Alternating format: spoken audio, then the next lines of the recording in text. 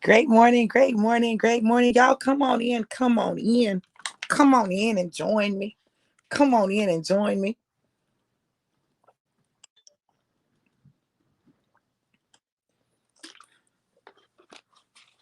Come on in, come on in. Come on, come on.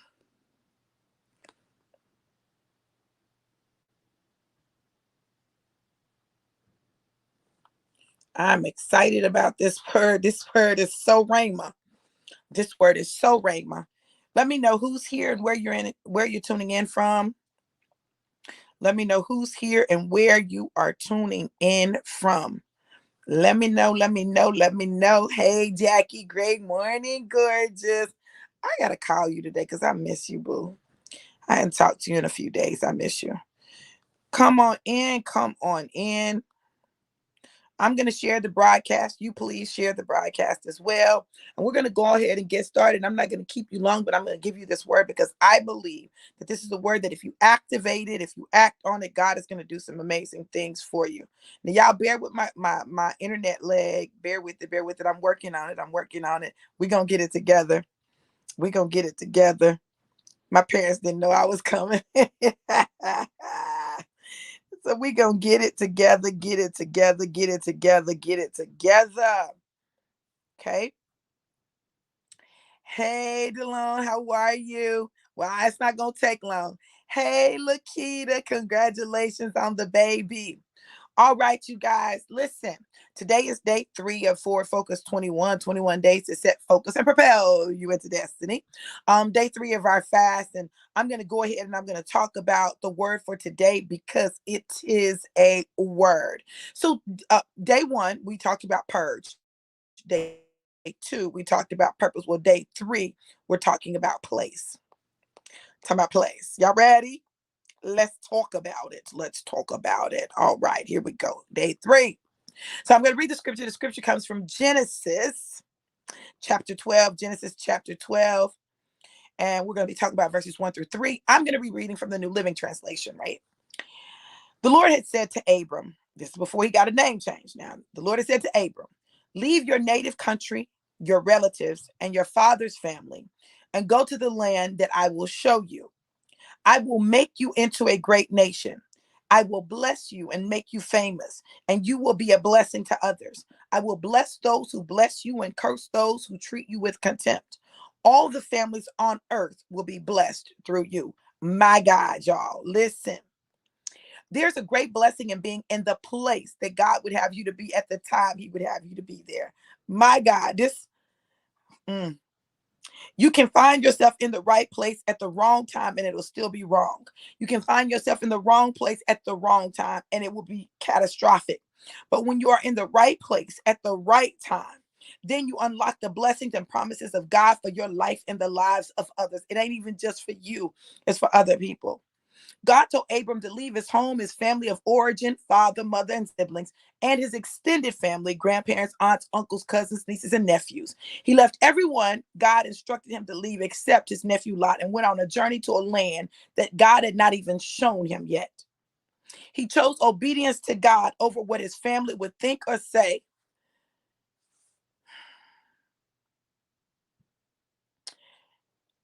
His comfort, his wife's comfort, and the security of his current situation. But by choosing obedience, God made him 7 specific promises associated with him leaving his comfort zone and going to the place God had for him to be. Those 7 promises were that he would be a great nation, that God would bless him, God would make him famous, he would be a blessing to others, God would bless those who blessed him. 6, God would curse those that cursed him, and that all the families on the earth would be blessed through him.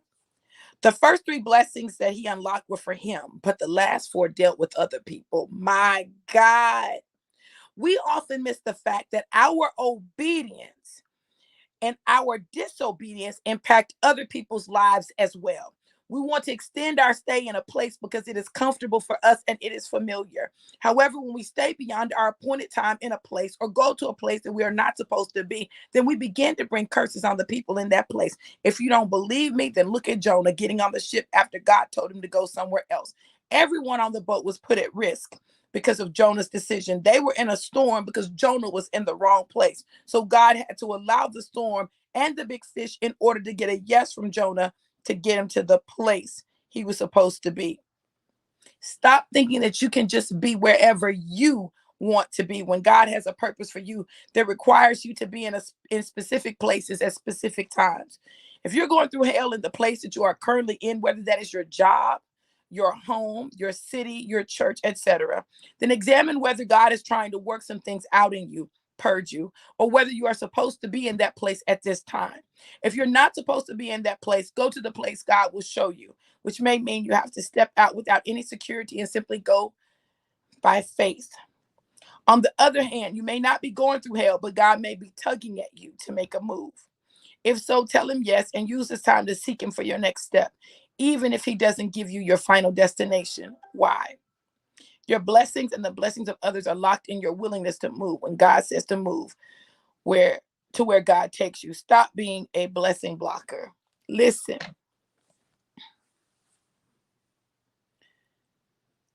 When I wrote that in 2016,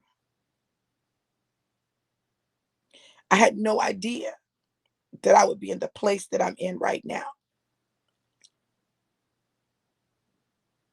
When God moved me from Tampa, Florida to Gates, North Carolina, in the country with my daddy, I had a choice to make. I could choose to stay in the place that was comfortable, that I knew, that I was familiar with.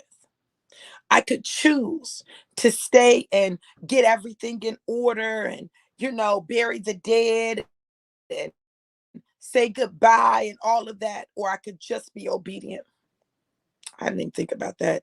But I've learned to practice obedience, even if it looks crazy, even if it's inconvenient, even if people don't understand.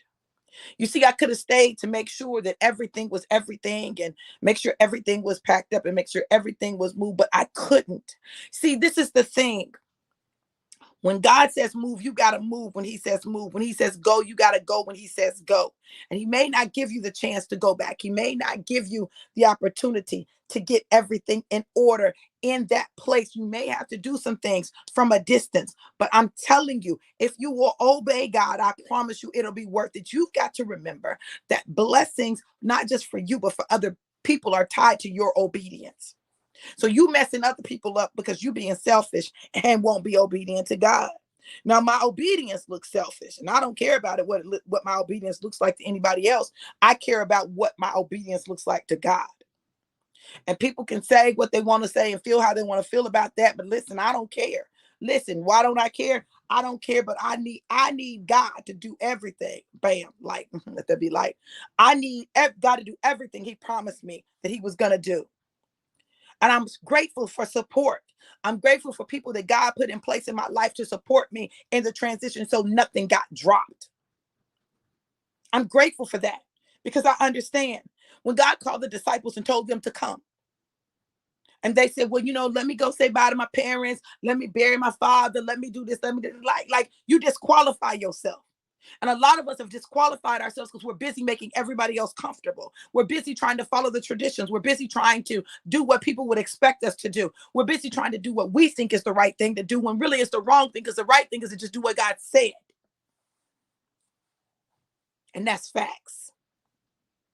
So this word on today, I know it's God's confirmation to me that I did the right thing, that I did exactly what I was supposed to do, the way I was supposed to do it.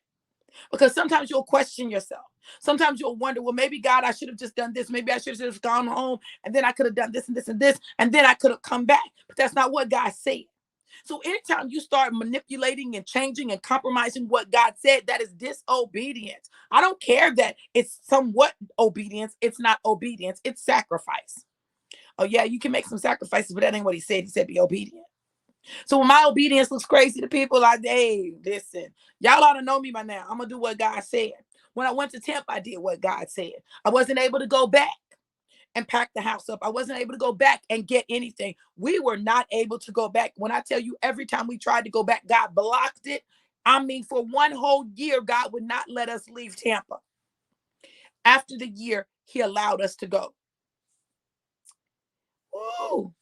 Pastor RJ said, your go gets you out of the way to make room for not just your greater, but somebody else's too. Watch and see. I promise you, Pastor RJ, that is the truth. That is the truth. And we don't understand that. So when we are disobedient, not only are we blocking our blessings, we're blocking someone else's. You don't want to be a blocking blesser, a blessing blocker. You don't be a blessing blocker. Be obedient. Be obedient. You see, let me say this. My daddy is a spoiler. He's a spoiler. He's going to fix your plate. You know, he's going to bring me coffee. Like he brought me coffee this morning. I was live. That's him. That's who he is. It's his love language. That's what he does. If I say, no, daddy, don't do that, I am blocking his blessing, because that's how he gets blessed. That's how he gets joy. He gets fulfillment out of that. Seeing a smile on our faces, knowing that he eased a burden for us. He knew I was live, but he also knew that I would want my coffee, right? So he just brought it to me. Now, we can think that in our attempts to be independent, in our attempts to be hard, in our attempts to be whatever it is that we think that we're supposed to be and gotta be and all of that, when we deny people the opportunity to bless us, then we are blocking their blessing. And it's selfish. I can't. Let me tell you who you need to be praying for, Pastor RJ. That man that God has created for me. Because my daddy just made it a whole lot harder. My daddy has made it a whole lot harder. Now listen, it ain't like I ain't had my plate fixed and brought to me and all that stuff. I'm just saying, listen, my settle is nil. My daddy took all my settle away. I'm not settling. I refuse to settle, period. Okay? Yeah. But I'm telling y'all, I know it's going to take a village. Okay, what you're not going to do is give me too much, okay? You're not going to give me too much, okay? Y'all, it's real. This move was a strict faith move. Strictly faith. It was not planned. Like it was a last minute thing. I'm grateful that God spoke to my daddy's heart, that he spoke to my mama here's heart, that he like settled that thing so that there was no conflict, there was no issue. They paved the way for me. They prepared a place for me, like they made everything come together. And that's when you know that God has gone ahead of you, that God has gone ahead and prepared a way. Now, our challenge is this. We don't trust God enough to move on his word. We want to move in our logic, and our logic has kept us in bondage, and it's kept us confined, and it's kept us from breakthrough for far too long. You got to decide, are you content just being comfortable, or are you ready for what God has for you? And it is ironic to me.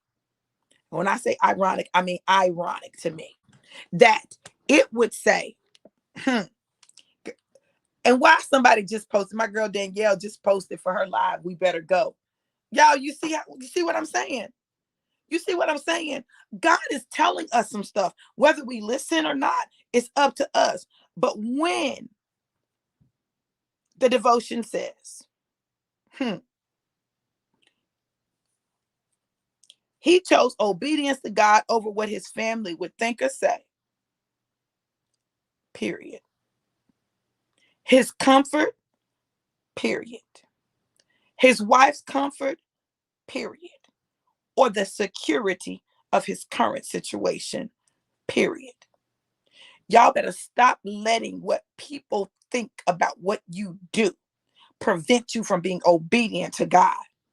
Now, one thing about me and God might argue, we might fight, and we might wrestle. But I know at the end of the day, he gonna win. And he knows at the end of the day, I'm gonna obey.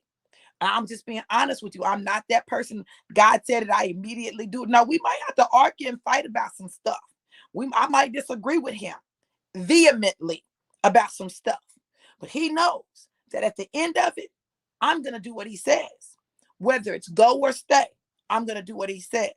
Whether it's speak or be quiet, I'm going to do what he says. Whether it's give or don't give, I'm going to do what he says. Why? Because I have a heart after his. I want to please my daddy. I just want to please my daddy.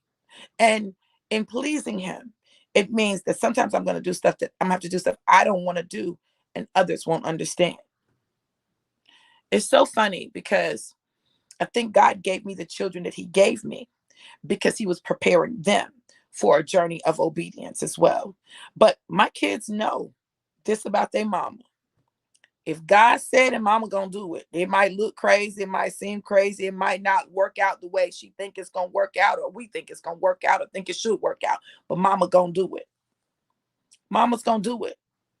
And if that's the only example that I can leave for them, then I thank God that I left an example of obedience, because obedience is better than sacrifice, and your blessings are tied to your obedience, and your freedom is attached to your obedience, and your expansion is attached to your obedience, and everything that you desire is attached to your obedience. And so when you fail to be obedient, you can't be surprised that you're not getting what God has promised you, because he responds to your obedience.